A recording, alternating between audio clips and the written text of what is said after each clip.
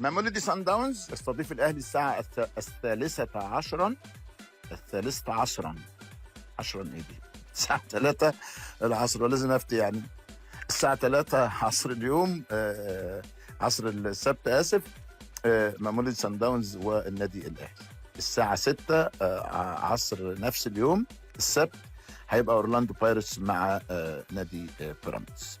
العوده الجمعه اللي بعدها ان شاء الله. الاهلي هيلعب الساعه 7 بملعب كامل العدد، وبيراميدز هيلعب الساعه 9. كان نفسي الفرق يبقى 3 ساعات، يعني يبقى نفس القصه 6 و9، لكنه مفيش مشكله يعني. طيب نقف شويه عند المباراتين دول لانه مهم جدا بالنسبه للنادي الاهلي. الحقيقه الامور تمام، الرحله وصلت بالسلامه زي ما انا قلت لكم امبارح، واتمرنوا امبارح في ملعب الجامعه فيها 25 ملعب. على فكره يا جماعه، جامعاتنا في مصر كلها دون استثناء فيها ملاعب، كلها دون استثناء وغير مستغل. بص الاهلي يروح في جنوب افريقيا اتمرن في ملعب جامعه.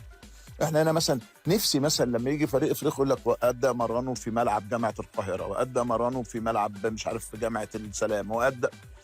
نفسي نستفيد من ده، ونفسي نستفيد من ملاعب الجامعات دي. وانا قلت الكلام ده للدكتور خالد عبد الغفار لما كان وزيرا للتعليم العالي، وقلت للدكتور ايمن عاشور الحقيقه، لانه ده مهم جدا، وبهيب بالحقيقه بالمسؤولين انه ده بيجيب دخل اولا، وبيفتح لنا رئه جديده لملاعب جديده. ده مهم جدا الناس تبص عليها، وممكن فرق تيجي تلعب عليه دوريات ناشئين، مباريات كره نسائيه، دوريات شباب، وكتير عندنا ملاعب رائعه. المهم الاهلي اتمرن، والحقيقه انا برضو تابعت وشفت الرسائل بتاعت هناك جنوب افريقيا المتابعه للنادي الاهلي.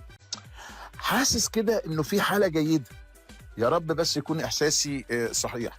حاسس ان كولر نفسه مغير من تعامله مع اللاعبين برضو، يا رب يكون احساسي صحيح برضو في هذا الامر. يعني هي القصه كلها انه ازاي تقدر تدير المباراه، ازاي تقدر تقسم المباراه، ازاي تقدر تلعب المباراه بشكل جيد. ده اتمناه بامر الله عز وجل، وعندي امل انه يحصل، وعندي امل انه الاهلي يفوز باللقاء. ويعني برضو دون ان يغضب مني الاهلاويه انه قد تكون فرص سان داونز اكثر قليلا من النادي الاهلي، لكن بتمنى بس انه الاهلي بقى يقلب كل ده. لا، انا الاقوى، انا اللي فرصي اقوى، وانا اللي هوصل للنهائي. الموضوع نفسي اكتر منه فني. وبالتالي احنا كنا بنكسب زمان سان داونز على طول الفتره الاخيره، مش عارفين نكسبهم، بس ان شاء الله هنكسبهم بامر الله، هنكسبهم ان شاء الله. هنكسب وهنعدي ونوصل المباراه النهائيه. سالت عن وسام ابو علي، قالوا لي وسام فقط تم اراحته بالامس، لكنه هيتمرن اليوم تمرين عادي. اما بالنسبه لاختيار التشكيل فده طبعا يعني قرار مستر كولر. اللي انا يعني توقعي انا الشخصي لتشكيله النادي الاهلي هتكون كالتالي. توقعي انا الشخصي هيبقى محمد الشناوي في حراسه المرمى، محمد هاني ظهير ايمن، رامي ربيعه، اشرف داري، احمد نبيل كوكا، مروان عطيه، اكرم توفيق، وهيلعب قدامهم امام عاشور. ناحيه اليمين هيبقى حسين الشحات او طاهر محمد طاهر، راس حربه ما بين وسام ابو علي وجرادي شهر، وناحيه الشمال اشرف بن شرقي. ده توقعي انا الشخصي، الا اذا ودى حسين الشحات ناحيه الشمال وحط طاهر ناحيه اليمين، او حط بن شرقي ناحيه اليمين. انا شخصيا في مباراه زي دي احب انه بن شرقي يكون موجود والشحات يكون موجود، يبقى عندك دكه قويه بطاهر محمد طاهر. ده تصوري انا الشخصي. الميزه اللي عند النادي الاهلي في هذا اللقاء ان الجو هيكون كويس، انه في يعني ممكن تكون في امطار كمان، نسبه الرطوبه قليله للغايه يعني. ده بالنسبه للنادي الاهلي، وان شاء الله يعود منتصرا.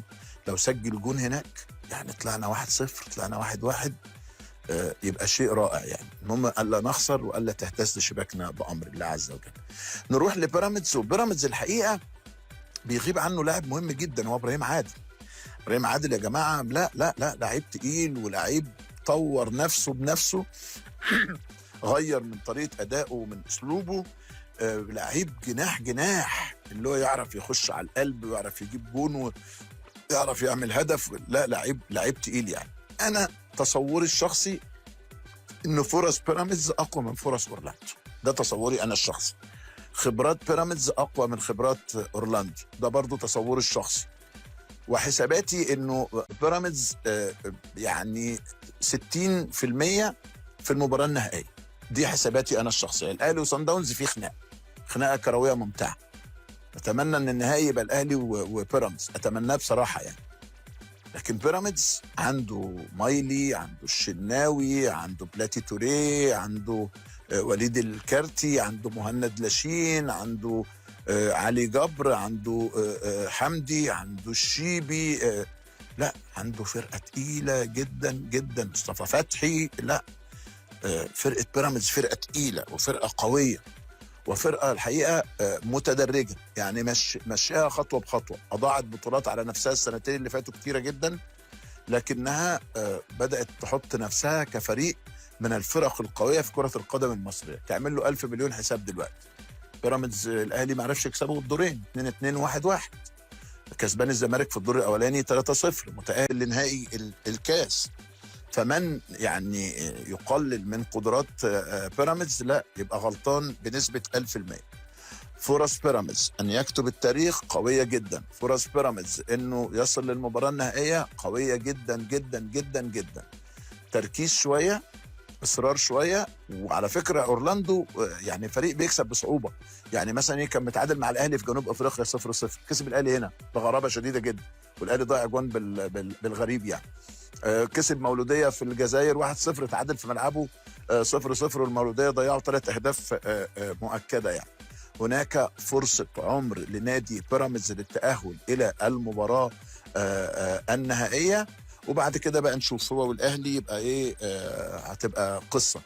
لكن هو وصن داونز كلنا هنبقى بالتاكيد مع بيراميدز، لكن الامل الكبير انه بيراميدز يعدي وانه صن داونز يعدي، وان نشهد نهائي مصري في البطوله الافريقيه للمره الثانيه بعد النهائي اللي جمع بين الاهلي والزمالك. وخرج الزمالك وخرج بيراميدز.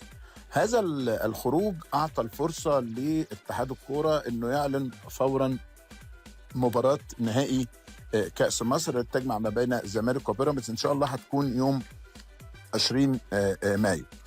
البعض على طول طلع قال لك اذا وصل بيراميدز الى فاينل افريقيا هيكون يوم 24 مايو، وبالتالي هيبقى صعب انه المباراه تتلعب في ميعادها. طبعا انا مش هسبق الاحداث، لانه انا مثلا لو قلت 4 ايام كتير وكويس وقت كويس راح حد يطلع يقول لك طب لو الاهلي كان موجود مش كنت هتقول مش عارف ايه وقصه ايه.